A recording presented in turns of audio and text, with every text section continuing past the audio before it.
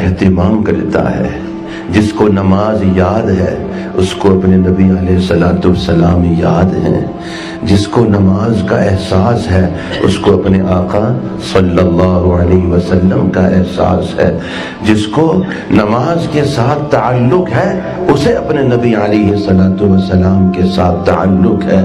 اور آج ہم نماز کا اہتمام کریں گے۔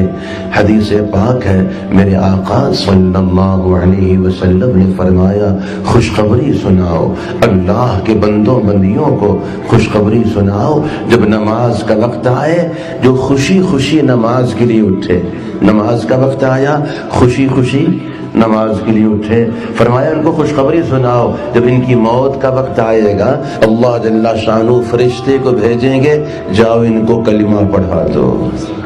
نماز کا وقت آیا، خوشی خوشی جو نماز کے لیے اٹھے گا، تاخیر نہیں کرے گا کہ اچھا بعد میں پڑھ لوں گا، ابھی دفتر ہے، ابھی فائلیں ہیں، ابھی لوگ بیٹھے ہوئے ہیں، نہیں، نماز کا وقت آیا، خوشی خوشی نماز کے لیے اٹھائے۔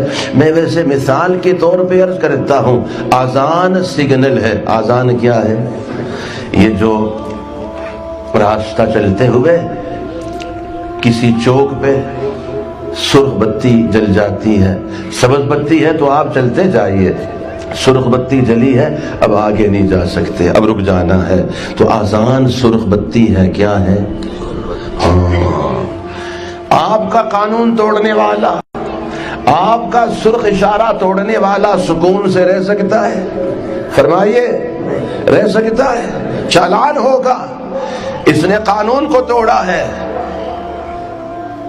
تو رب کا جو اشارہ ہے، رب کا جو حکم ہے، اب رک جانا ہے۔